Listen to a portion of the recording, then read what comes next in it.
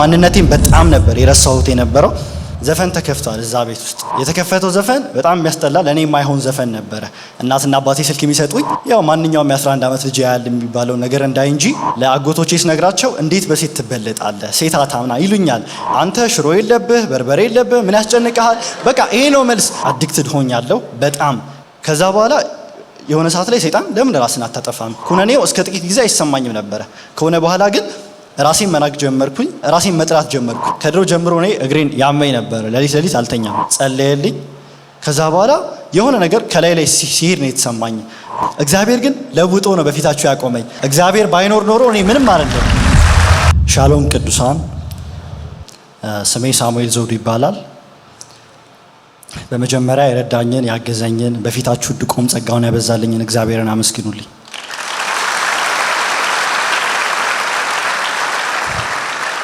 በመቀጠል ደግሞ የደከመብኝን የመከረኝን ያስተማረኝን ከተለያየ አይነት የመንፈሳዊ ውድቀት ያወጣኝን መንፈሳዊ አባቴን ሬቨረንድ ዶክተር ተዘራ ያሬድን እንድታመሰግኑልኝ እፈልጋለሁ።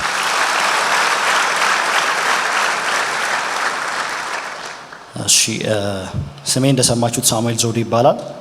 ተወልጄ ያደግኩት ወይም ደግሞ የተወለድኩት ጌታን በሚያውቁ ቤተሰቦች ውስጥ ነው እና እናትና አባቴ ልጅ ብዙ ጊዜ ሆናቸዋል እና የስለት ልጅ ነኝ እና የተወለድኩት እንደ ስሜ ነኝ እና ምንም ያክል የስለት ልጅ በሆን በጸሎት የሚተጉ እናትና አባት ቢኖሩኝም አብረው የነበሩት 3 ዓመት እስኪሞላኝ ድረስ ነበረ ማለት ነው እና 3 ዓመቴ ላይ የነበረኝ እድል ከእናቴ ጋር የማደግ ብቻ ነበር እና ከ3 ዓመቴ ጀምሮ ብዙ ዓመታት ያክል መንፈሳዊ ህይወት ብዙ ምንም ማለት ይቻላል ሄጄ አላቅም። ቸርች ማቀው ስሜን እና እንደ ስሜ መጽሐፍ ቅዱስ ላይ ያሉ ካራክተሮችን አውቃለሁ እነ ፊንሐስ አፍኒን ምናምን እነሱን ብቻ ነው ማቀው እንጂ ሌላ ስለ ኢየሱስ ማቀው ምንም እድል አልነበረኝም እና እናቴም ብቻዋን ስለምታሳድገኝ ብዙ አይነት ልፋት ውስጥ ነበር የነበረችው።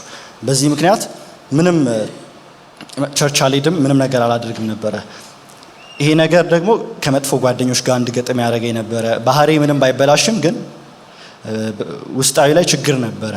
በዚህ ሁኔታ እናቴ አንድ ሰውን ትተዋወቃለች። ከሱ ጋር አብረን መኖር እንጀምራለን። በጣም መልካም ሰው እና ከሱ ጋር መኖር ጀምራለሁ። እንዲህ ያለ 2012 የ4ኛ ክፍል ተማሪ ያለሁኝ ኮቪድ ይገባል ማለት ነው እና ኮቪድ ከገባ በኋላ የዛኔ ትምህርት ይዘጋል፣ ለ15 ቀን ይዘጋ ተብሎ ተዘጋ። በዚህ አጋጣሚ ጓደኞቼ ቤት እየሄድን ፊልም እናያለን፣ እንጫወታለን ምናምን እና ልክ ስገባ ዘፈን ተከፍቷል እዛ ቤት ውስጥ።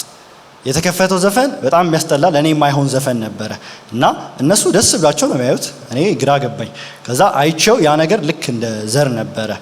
ያንን ነገር ምንድን ነው ምናምን እያልኩ ማብሰልሰል ጀመርኩኝ ማለት ነው። ከዛ እያብሰለሰልኩኝ ያ አመት አለቀ። ትምህርት ሙሉ ተዘግቶ ስለነበረ አልተማርንም። ከዛ በፈረቃይ መማር ጊዜ ተጀመረና መሀል አመት ላይ ቤት ውስጥ ሀዘን ይመጣል እና ሀዘን ሲመጣ 11 ዓመቴ ነው። ምንም ብቸኛ ልጅ ስለሆንኩ ማገልገልም ስለማይጠበቅብኝ በቃ ለቀስተኛው ሲመጣ አለቃቀሳቸው አንተን እንዳያስደነግጥህ ተብሎ መኝታ ቤት የእናቴ ስልክ ይሰጠኝና እገባለሁ ማለት ነው። እናትና አባቴ ስልክ የሚሰጡኝ ያው ማንኛውም የ11 ዓመት ልጅ ያያል የሚባለው ነገር እንዳይ እንጂ ፖርኖግራፊ ውስጥ እንድገባ አልነበረም። ያ የተዘራው ዘር ቀስ እያለ አክሰስ አገኘሁኝ። ፖርኖግራፊ ማየት ጀመርኩኝ። 11 ዓመቴ ነው ያኔ። ፖርኖግራፊ ሲጀመር ከስሜት የተነሳ ሳይሆን አውት ኦፍ ኪዩሪዮሲቲ ነው፣ ከማወቅ ምንድን ነው ይሄ ነገር። እነሱ ያወቁት እኔ ያላወቅኩት፣ እኔ ፋራ የሆንኩበት እነሱ አራዳ የሆኑበት ምንድን ነው ከሚል ነበረ የነበረው። አየሁት፣ በጨረፍታ ነበር አጮልቅ ያየሁት። ከዛ ቀስ በቀስ ያ ነገር እየተስፋፋ መጣ። በጣም ነበር ማየ የነበረው። ሀዘኑ ከቤታችን እስኪወጣ ከወጣም በኋላ በቃ አዲክትድ ሆንኩኝ ለዛ ነገር።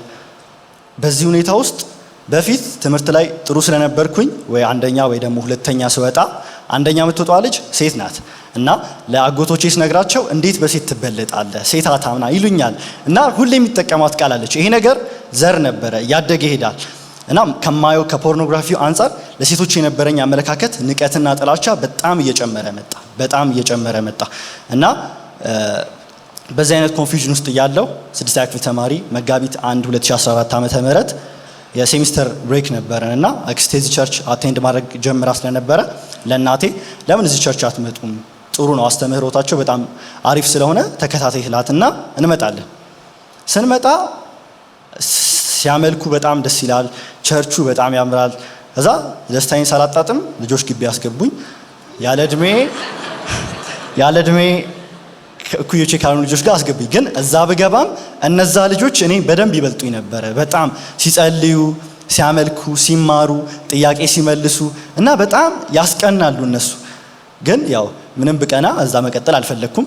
ከእናቴ ጋር አልቀጥልም እዚህ ቸርች አልኳት። እዛ የሚቀጥለው ሳምንት ደግሞ እንደ አጋጣሚ ላይ አሁን ፕሪዩዝ ላይ የሚያገለግሉት ልጆች ፋውንዴሽን መጀመራቸው አካባቢ ነበርና እዛ ለመካፈል እድል አገኘው እና በዛ የሆነልኝ የመጀመሪያው ልሳን መሞላት ነው። ልሳን የተሞላሁት ልክ እንደገባው ከማንም ጋር አላወራሁም፣ ብቻዬን ተቀመጥኩኝ። እዛ አስተማሪያችን አንዲት ልጅ ጸሎት እንድትመራ እድል ሰጣት እና ልጅቷ ተነስታ በልሳን ትጸልያለች። እኔ ብቻ ነኝ ልሳን ያልተሞላሁት እዛ ውስጥ እና ልሳን የተሞላሁት ከጌታ ጋር ሪሌሽኑን አውቄ ምናምን ሳይሆን በሚቀጥለው ሳምንት ስመጣ ራሴን በልሳን የተናገርኩኝ አገኘሁት ማለት ነው። እና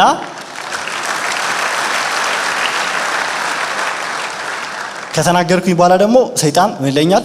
አሁን ተሸንፋል። ምክንያቱም እንዴት ልሳን ትኮርጃለህ? አሁን የራስህን ክሬት ማድረግ አለብህ ምናምን የሚል ዲሲቪ ያደረገኝ መጣ። ከዛ ግን ፋውንዴሽን ትምህርቶቹን የተማርኳቸው ሲሄድ ቀስ እያለ ስለ ልሳን ያለኝ አመለካከት መቀየር ጀመረ። ከዛ በዚህ ሁኔታ ውስጥ እያለው በጣም ፖርኖግራፊውን አዲክትድ ሆኛለሁ። በጣም ብዙ ሰዓት ነው የማየው።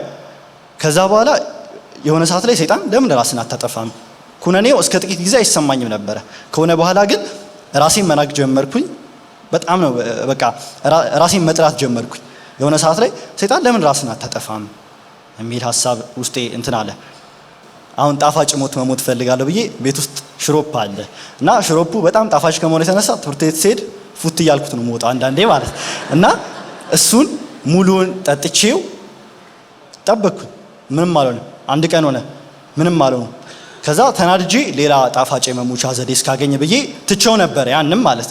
እዛ ከተውኩት በኋላ ነሐሴ ላይ ዊንተር ካምፕ መጣ እና ዊንተር ካምፑን ያለ እድሜ ከአርሚዎች ጋር እንድገባ እድል አገኘሁኝ። እዛ ውስጥ በመማረው ትምህርት በእያንዳንዱ ትምህርቶች የነበረኝ አመለካከት ተቀየረ።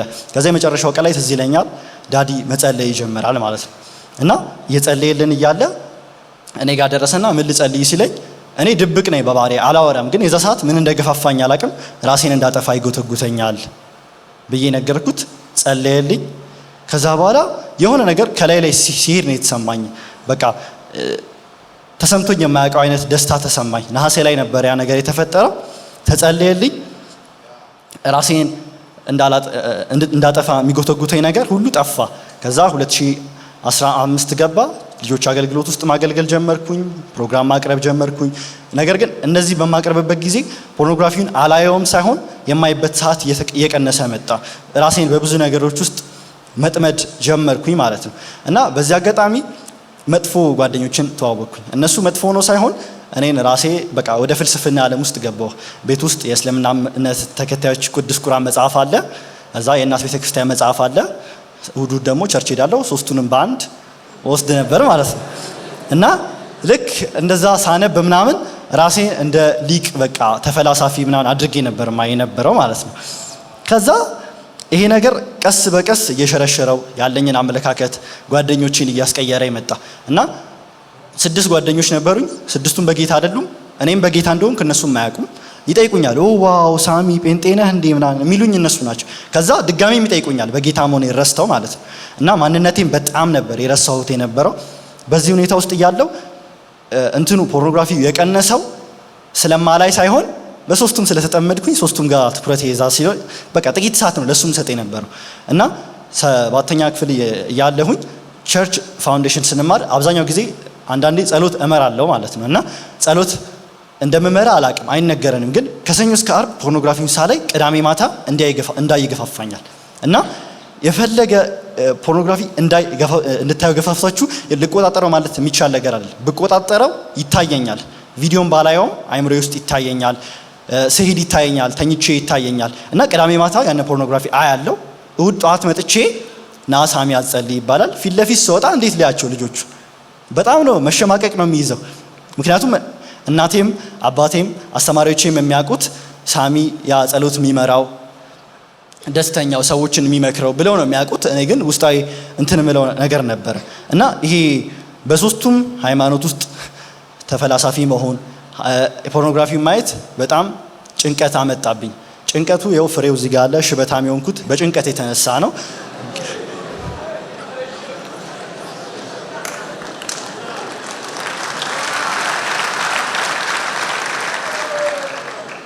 አሁን እናትና አባቴም ይጠይቁኛል ይሄ ልጅ ሸበተ ምን ሆኖ ነው ሲባል በቃ የዘር ነው የምላቸው። ተጨንቅ ያለው ብል ማንም አያምነኝም። የ13 ዓመት ልጅ አንተ ሽሮ የለብህ በርበሬ የለብህ ምን ያስጨንቅሃል? በቃ ይሄ ነው መልስ።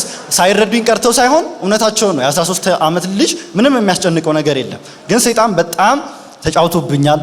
በቃ መጥፎ ጓደኞችን ቅናትን ዘርቶብኝ ነበረ ልቤ ላይ። በቃ የሆነ ሰው ሲሳካለት ሳይ አለመውደድ ሳይሆን በቃ ባለኝ ነገር አረካ ምንም ነገር ቢሰጠኝ የሌላን ሰው ያየው እናደዳለሁ እና ይሄ ደግሞ በቃ እንድጨነቅ ያደረገኝ ነበረ። ይሄ ነገር በጣም እየበረታብኝ መጣ። ዊንተር ካምፖች ውስጥ እገባለሁ፣ እሳተፋለሁ። ግን የዊንተር ካምፑ የሳምንት ጸጋ ያገኘኝና ከዛ ኖርማል ህይወት ነበር መመራኝ ነበር። ከዛ በፊት ሴቶችን በጣም እጣላለሁ ብያቸዋለሁ እና ሳያቸው የሆነ ሞድ አክቲቬት ይሆናል። እንድመታቸው የሚገፋፋኝ ነገር አለ። በቃ ሳያቸው ራሱ የነበረው እና በዛ አጋጣሚ በጣም ይቅርታ ማለት ፈልጋለሁ።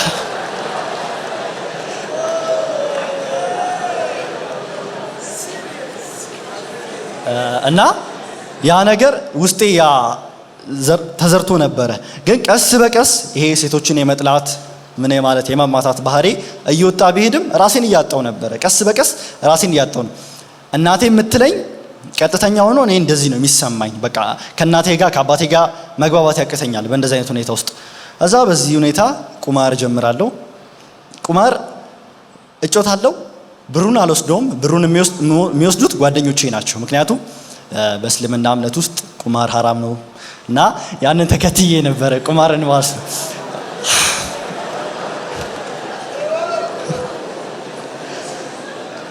ከዛ በቃ ቁማር አልጮትም ማለት እጮታለሁ። ብሩ ሲመጣ ለጓደኞቼ ይሰጣል። ለኔ ጥቅማ ጥቅም ይኖራል ማለት ነው።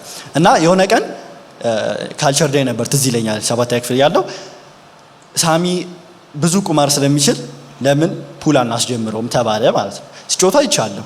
ከዛ እነሱ በጣም አዲክትድ ናቸው። ተቀምጠው ስለሱ ፑል ነው የሚያስቡት። መማር ያቀታቸዋል። እና በቃ ለምን ዛሬ አንጮትም ብለው ጋበዙኝ። ገባን። እዛ ስንጮት በቃ አስያዝን። እኔ አዲክትድ አልሆንም ለፑል አልጫወትም ጠብቁ ምናምን ብለን አስያዝን። እዛ ተጫወትን። በሶስተኛው ቀን እጄ ላይ ብር የለም እና ሱሱ በጣም ሊደፋኝ ደረሰ። የፑል ማለት እና ቤት ውስጥ ብይና ፓርከር ነበረ እና በብይና በፓርከር እስከ መጮት ድረስ ደርሼ ነበረ። የፑል ሱስ ማለት ቁማሩን ሐራምነቱንም እየተውኩኝ ብሩንም ወደ መብላት አደግኩኝ። ከዛ ብሩንም እየተጠቀምኩኝ ምን እያልኩ በቃ ቸርች ላይ በጣም ነው አቴንድ የማደርገው። ጸሎት እመራለሁ፣ እሳተፋለሁ። 7ቱንም ትምህርት አለ። በቃ ጥሩ ውጤት ነው ማመጣ የነበረው። ማንም አስተማሪ ሳሚ እንደዚህ ቁማርተኛ ነው አዲክትድ ነው ይጨነቃል ብሎ የሚያስብ ሰው አልነበረም። እና በቃ ይሄ ሁሉ ነገር ሰለቸኝ። በቃ መጠመዱ ምኑ ሰለቸኝ። ጌታን አላቅም። ምንም ለመጸለይ ስቀመጥ ትዝ የሚለኝ ያደረኳቸው ነገሮች ናቸው። ቅዳሜ ማታ ያየሁት ፖርኖግራፊ ትዝ ይለኛል። እሁድ ጠዋት መጥቼ ልጸልይ ስል በቃ በጣም የሚያስጠላ ህይወት ሆነ። እዛ በዚህ አጋጣሚ 8ኛ ክፍል ገባሁ። ይሄ ሁሉ ነገር ተደጋጋሚ ነው እና 8ኛ ክፍል ላይ ያ ሴት የሚመታው ምን የሚለው ሳሚ ጓደኛ ያዘ። ከዛ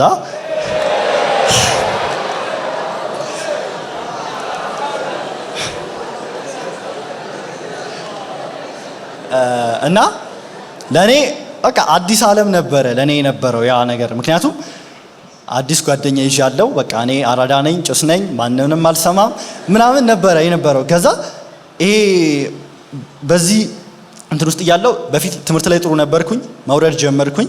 እዛ ሚኒስትሪ ጥሩ ውጤት አላመጣውም። ከዛ ሚኒስትሪ ካየው በኋላ ዊንተር ካምፕ 2016 ዊንተር ካምፕ ነበረ ማለት ነው እንደ ኢየሱስ ክርስቶስ በጎ ወታደር የሚል እና 2016 ዊንተር ካምፕ ላይ ስመጣ በቃ በብዙ አይነት ኮንፊውዥኖች ውስጥ ነው የመጣሁት። እጄ ላይ ብር የለኝም፣ ጓደኛ አለኝ እና በቃ ብዙ አይነት ተጠምጄ ነበር የመጣሁት። ለቃሉም ዝግጁ አልነበርኩም።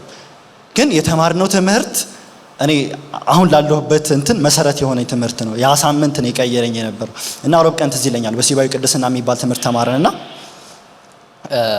ያ ትምህርት ላይ ፖርኖግራፊ የምታዩ ማስተር ቤት የምታደርጉ ሰዎች ይሄ ነገር ከሰይጣን ጋር እየፈጸማችሁት እንጂ ብቻ እርካታ የሚባል ነገር የለም አለና አሁን ግራ ገባኝ። ሰይጣንም በጣም ነው የምጠላው። ስለዚህ ከሰይጣን ጋር ምናምን ሲል ተጸየፍኩት ራሴንም ማለት ነው። ከዛ ራሴን መመርመር ጀመርኩኝ። ምንም ያክል ማስተር ቤት አላደርግም፣ የማየው ነገር ቀስ ያለ የሚገፋፋኝ ወደዛ ነገር እንደሆነ ተረዳሁ። ስለዚህ አሁን አንድ ነገር ወሰንኩኝ። ከዚህ በኋላ ፖርኖግራፊ አቆማለሁ አልኩኝ እና ፖርኖግራፊ አቆማለሁ ሲባል የሚቆም ነገር አይደለም። ብዙ ሰው ያውቃል። እንደውም በጣም እየበዛ ነው የሚመጣው ያ ነገር። ነሐሴ ላይ ነበረ ሁልጊዜም ኢንተር ካምፕ የሚሆነው። አዲስ ዓመት ገባ። 1 ወር 2 ወር 3 ወር እና ከ3 ወር በኋላ አቁም ያለሁ እኮ በዬ በቃ ራሴ ደመደምኩኝ ማለት ነው። የዛ ሰዓት ሰይጣን እንዳላቆምኩኝ ምንም ያክል ቪዲዮን ባላየው አይምሮዬ ላይ ቴምፕቴሽን በቃ በጣም እየበዛ መጣ። ያ ነገር በጣም በዛብኝ። ከዛ ምን ላድርገው መቆጣጠር አልቻልኩም። በቃ ትምህርቴንም መማር አቃተኝ። ውጤቴ ዝቅ እያለ ነው። ከእናቴ ጋር መግባባት አቅተውናል። ያን ነገር አየሁኝ፣ ወጣው ከቤት። ከዛ የሆነ ቀን ስመለስ አባቴ ስልኬን ይዞታል እና አይቶታል ያየሁትን ነገር ማለት ነው። ከዛ አባቴ በባህሪው ሰላማዊ ሰው ነው። እናቴም ናት፣ ግን እሱ ይበልጣል ሰላማዊ በመሆን። ለእሷ አልነገራትም ነበረ፣ ለብቻዬ ነው ያማከረኝ የነበረው ማለት ነው። ይሄ ነገር ልክ አይደለም፣ በቃ ማቆም ያለብህ ከሆነ ማቆም አለብህ ብሎ ነው የነገረኝ። እናቴ ብትሆን ሌላ እርምጃ ነበር የሚወሰድ የነበረው እና በሰላማዊ ንግግር ተነጋገርን። ከዛ በቃ ዝም ብዬ እስቲ ሲዲ ልስማ ብዬ ሲዲ መስማት ጀመርኩኝ። ሲዲ ከሰማ በኋላ እሑድ ቀን እዚህ መተን የሆነች ልጅ ዳዲ ምን ልጸልይልሽ ስላት ትኩረት ማድረግ አቅቶኛል አለች እና ትኩረትሽን አትሽ ሳይሆን ትኩረትሽ የማይሆን ቦታ ላይ ስለሆነ ነው አላት። ከዛ ወዲያው መንፈስ ቅዱስ አንተም ትኩረትህ ሌላ ቦታ ላይ ስለሆነ ነው እንጂ እኔ ላይ ትኩረት ማድረግ አቅቶህ አይደለም አለኝ እና ወዲያው ውስጤ ከፖርኖግራፊ ላይ ትኩረትህን ወደ መጽሐፍ ቅዱስ አድርገው፣ የዛ ሰዓት ላይ ባህሪ ይለወጣል አለ። አቆምኩት። መጽሐፍ ቅዱስ ዝም ብዬ ማንበብ ጀመርኩኝ። ቤት ውስጥ ሲዲ ብቻ ነው የምሰማ የነበረው። ሲዲ ደግሞ በጣም ነው የለወጠኝ። ምክንያቱም የነበረኝን ማንነት ባህሪዎቼን እኔ አውቃለሁ። ዳዲ ደግሞ በእያንዳንዱ ዘርፍ ስለሚያስተምረን የእያንዳንዱ አጋንንት ጮሁ ነበር የሚወጣ የነበረው በእኔ ውስጥ የነበረው እና በጣም ደስ የሚል ጊዜ ነበር፣ የሲዲ ጊዜ ነበረኝ። ከዛ ሲዲ በመስማት ፖርኖግራፊውን ቀስ በቀስ አቆምኩት ማለት ነው። አቆምኩት በጣም ብዙ ረጅም ጊዜ ሆኖኛል እና የሆነ ቪዲዮዎች ላይ እንደውም ቀናት ትቁጠሩ ተመልሰው ይመጣልና ይባላል እና ቀን መቁጠርም በቃ አቁሜ ጌታ ለመጨረሻ ጊዜ ፈውሶኛልና እግዚአብሔርን አመስግኑት።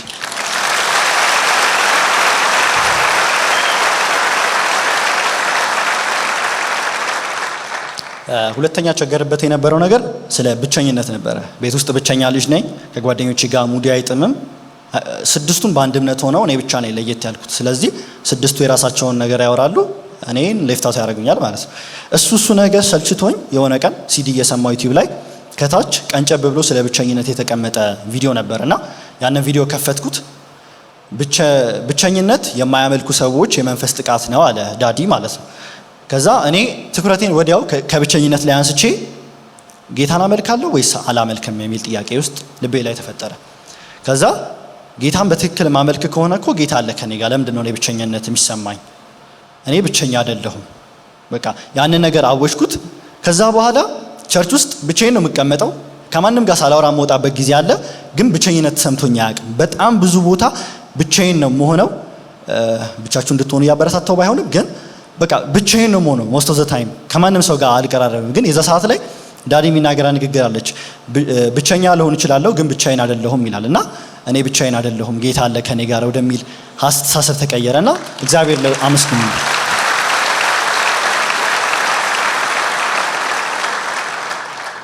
ሶስተኛ በፈውስ የሆነልኝ ከድሮ ጀምሮ እኔ እግሬን ያመኝ ነበር። ሌሊት አልተኛም። እግሬን እንደሚያጠና ሰው ቀዝቃዛ ውስጥ ዘፍቄው ከዛ በኋላ ነው እዛው ነው እንቅልፍ የሚወስደኝ። እኔ አልጋ ላይ ብዙ ጊዜ ተኝቼ አላቅም ነበረ።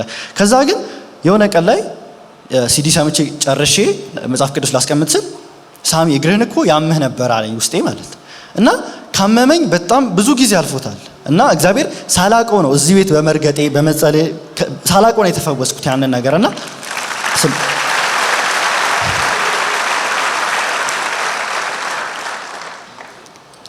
በመስጠት ደግሞ የሆነልኝ ምንድነው? አንድ ወንድም እዚህ ጋር ወጥቶ ሲመሰክር ምን አለ?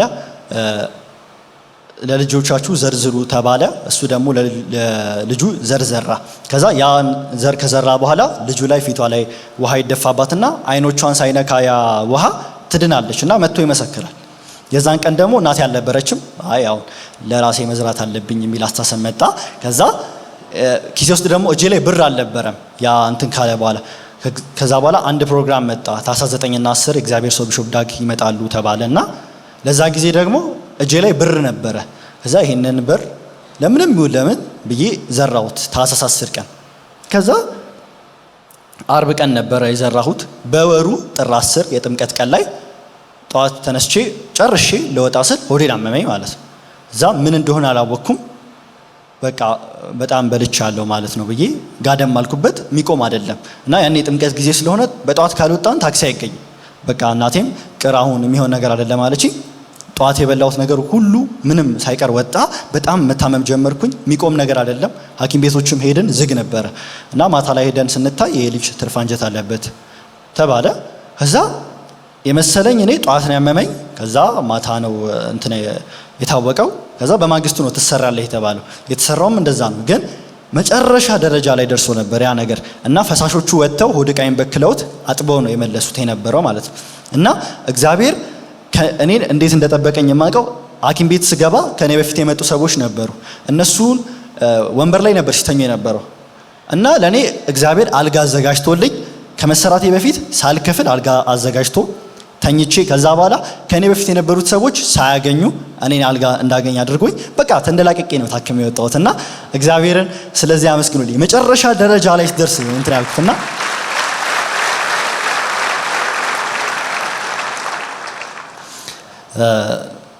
በመጨረሻ የሆነልኝ ነገር እንትን ማንነቴን አለማወቅ ነበረ። ምክንያቱም ማንነቴን አላቅም ሲባል እናቴን አላቅም አባቴን አላቅም ሳይሆን ሁለቱንም አውቃቸዋለሁ። ግን በ3 ዓመቱ አባቱን ጥሎት የሄደው ልጅ ምንድነው መጨረሻው ምንድነው? የፈለገ የስለት ልጅ ብሆን አባትህ በ3 ዓመት ጥሎ ይሄዳለሁ ውስጤ የነበረው እንትን። እዛ ዳዲ የሆነ ቅዳሜ ቀን እንዳጋጣሚ ነው ሳልፍ ነው የገባሁት። እዛ እናንተ ቆይ ምን አገባችሁ? አባትህ ጥሎ ሄደ፣ እናትህ ጥላ ሄደች፣ አያገባም። በቃ አንተ አድገሃል፣ ጥላችሁም ስለሄዳችሁኝ አመሰግናለሁ ማለት ነው ያለባችሁ አለን። ከዛ አባቴ በ3 ዓመት ጥሎ የሚሄዱ በቃ ጠፋ። ከዛ በኋላ አስቤውም አላቅም። በቃ ብቻዬን ነኝ፣ ማንነቴን አላቅም፣ አልፈለግም የሚለው ነገር ቢፈልጉኝም ባይፈልጉኝም መጥቻለሁ። እንደዚህ አምሮብኝ ፊታችሁ ቆም ያለውና ማንም ዓለምን እኖራለሁ ማለት ነው።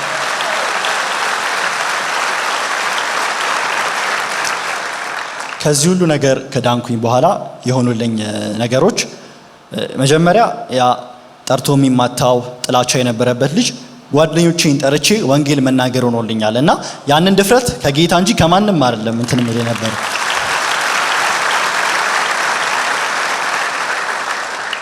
ምክንያቱም እኔ ወንጌል ለመናገር ምበቃ ሰው ሆኜ ሳይሆን የጓደኞቼን ሃይማኖት ጓደኞቼን መምሰል ምፈልግ ሰው ነበርኩኝ። ግን በክርስቶስ ማንነቴን አውቄ ያወቅኩትን ማንነት ለሌሎቹ መግለጽ ሆኖልኛል እና በሁለተኛ የሆነልኝ ከወንጌልን ከመስበክ ሌላ ዊንተር ካምፕ ላይ የተማርነው ትምህርት ነበረና እናንተ ክርስቶስ ውስጣችሁ አለ፣ ዲስፕሌይ የምታደርጉት እናንተ ናችሁ። ወርቅ ቤት ሄዳችሁ ዲስፕሌዩ በጣም ጽዱ ከሆነ ወርቁን እንጂ መስታወቱን ሁላ ላታዩት ትችላላችሁ። ወርቁ ክርስቶስ ነው፣ እናንተ መስታወቱ ናችሁ አለ እና ይሄ ነገር ከገባኝ በኋላ ሁሉ ነገር ነው የተቀየረው። በቃ ማንንም ስለ ክርስቶስ ምንም ቢል እኔን ሳይሆን ክርስቶስን ቀድሞ ስለሚያይ አሁን ስሜ ትምህርት ቤት ውስጥ ያ ቁማርተኛው፣ ተሳዳቢው፣ ተማቺው ልጅ ሳይሆን ፓስተር ሳሙኤል ሊቁ እንደዛ ነው የሚባለው የነበረው።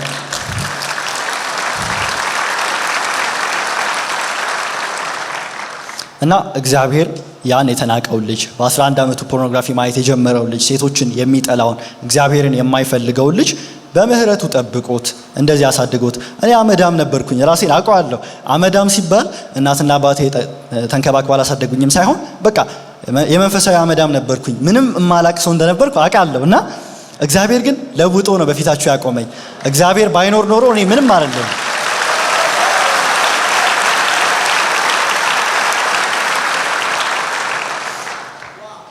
እና እግዚአብሔርን ስላደረገልኝ ነገር ሁሉ አመስግኑልኝ። በመቀጠል ደግሞ በጣም የምወደውን የማከብረውን መንፈሳዊ አባቴን እጅግ አድርጋችሁ አመስግኑልኝ። ምክንያቱም እኔ እሱ ባያስተምረኝ ኖሮ ቁማርተኛ ሆኜ አብዛኞቹ ከኔ አብረውኝ ከነበሩት 6 ጓደኞች አብዛኞቹ ትምህርታቸውን አቋርጠዋል። አብዛኞቹ አንድ ሁለት ቢቀሩ ነው።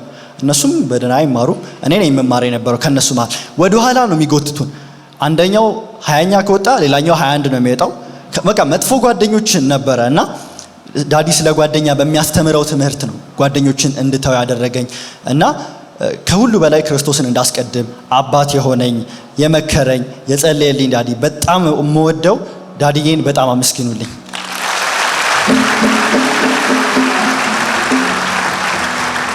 በመጨረሻም እናቴ እንድታመሰግኑልኝ እፈልጋለሁ። አንድ እህት ስትመሰክር እግዚአብሔር በጣም ሲወዳችሁ እንደኔ አይነት እናት ሰጣችኋል ብላ ነበረ እና እናቴ ሀርደኛ መሬ በጣም ቁጡ ባትሆን ኖሮ እኔ የት እንደምደርስ አውቀዋለሁ። እኔ አባቴ መቶኛ አያውቅም። እናቴ ናት ብዙ አይነት ምት ያደረሰች። ግን እሷ ባትመታኝ ኖሮ ምን ላይ እንደምደርስ አውቃለሁ እና እግዚአብሔር እንደዚች አይነት መልካም እናት ስለሰጠኝ አመስግኑልኝ።